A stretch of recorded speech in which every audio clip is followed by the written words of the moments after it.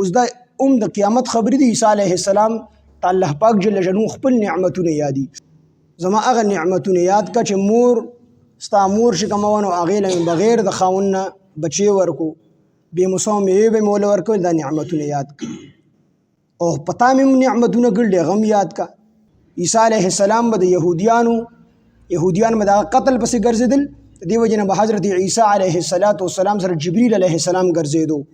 جبریل علیه السلام دا به د حضرت عیسی علیه السلام د سره ګرځېدو دپاره دی چې څوک د تکلیف ونه رسي، څوک یې قتل نه کړي.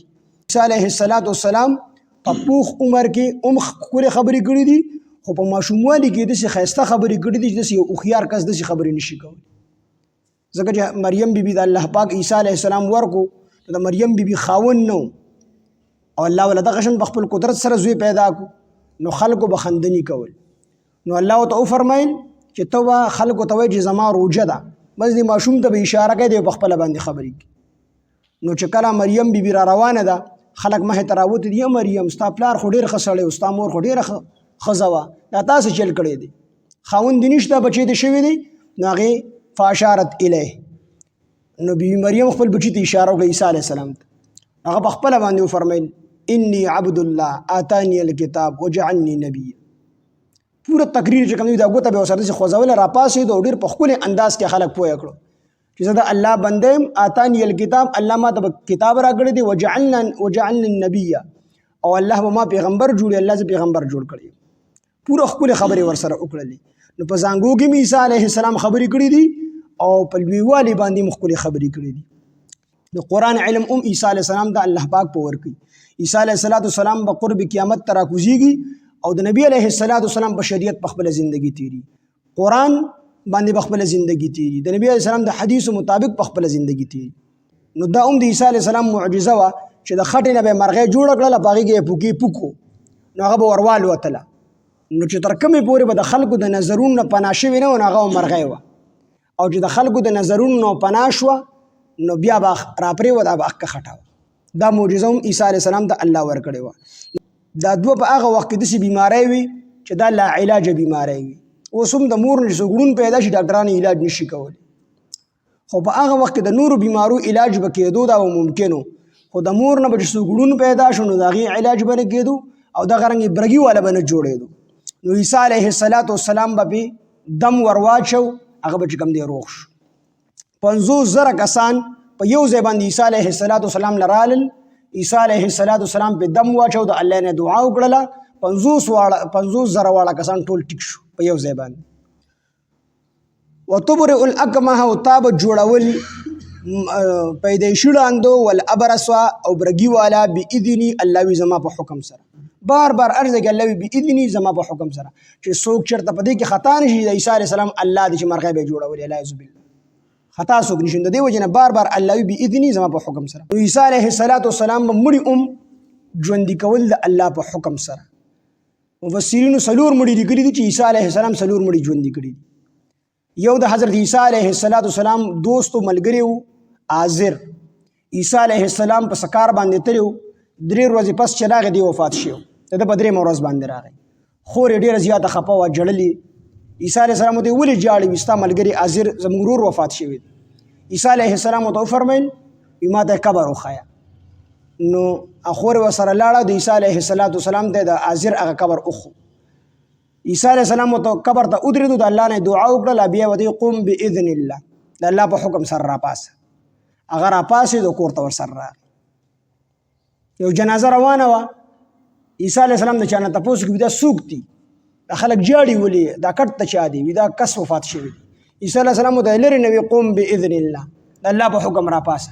هغه مړي په کټ کې نیغ کېناستو، خلکو ته یې ودرېږئ. خلک ودرېدو، وي کټ کوز کې، کټ یې کوز کو، هغه صادر کفن کې غوته و، هغې باندې خپل عورت پټ کو، کټ یې په سر باندې راواغستو، کور ته راغی. او بل سام، دا د نوح علیه السلام زوی و، د ده قبر ته ودرېد، وي قم باذن الله، د الله په حکم راپاسه. دی چې راپاسېدو نو دی و ځوانه، سر یې سپین و. نو عیسی علیه السلام ورته وفرمیل، ورته وي ته خو ځوان یې، او په هغه وخت کې به ویښته هم زر نه سپینېدل، وي ته خو ځوان یې او سر دې سپین دی. نو هغه ورته وي چې دا نیم سر چې و که نه، نیم طرف، دا زما د زنګدن سختۍ سپین کړی دی. او چې تاوی قم باذن الله د الله په حکم را پاسم دا زما د دې یری نه نیم وخت سپین شو چې ما وی چې قیامت شو شر دا نیم سر می د قیامت تیار نه چې کوم دې سپین شو. عیسی علیه السلام ورته دنیا درازي نه غوي په یو شر چې زنګدن سختي وبکې چې زما څومره وخت په دې کور کې وشو زما په مړی کې وسوم د زنګدن د سختۍ غتري خواله دي ای اوس الله ته سوال وکړي دوباره را باندې زنګدن سختي چرته را نه وي. عیسی علیه السلام الله ته سوال وکړ دوباره وفات شو او بل یو بوډای زنانه واغه قبر ته ودرېد عیسی علیه السلام او هغه ته قم باذن الله د الله په حکم نو سلور مړي عیسی علیه السلام ژوند کړی دي الله په حکم سره او سبه به نو هغه دمه ذکر کړل چې عیسی علیه السلام په دې مړو باندې یا په دې برګي والا باندې په رړندو باندې کم دم وي نو هغه دم دا دی غوي چې عیسی علیه السلام به دا دم وي اللهم انت اله من في السماء واله من في الارض لا اله فيهما غيرك وانت جبار من في السماوات وجبار من في الارض لا جبار فيهما غيرك وانت ملك من في السماء وملك من في الارض لا ملك فيهما غيرك قدرتك في الارض كقدرتك في السماء سلطانك في الارض كسلطانك في السماء اسالك باسمك الكريم ووجهك المنير وملكك القديم انك على كل شيء قدير. دا دم به وي وسم کو سوک بلا علاج بیمار باندې لا علاج بیمارو باندې چې چاته لا علاج بیماره کینسر وغیرہ لګیدلی او دا دم پیوي د الله نه دعا کینوي دا خبر یقیني دی چې الله پاک جل شانه مداغز جوړي دي ډېر خپل نمونه او خپل دغه د الله پاک ذکر شي نو دا دم به وي.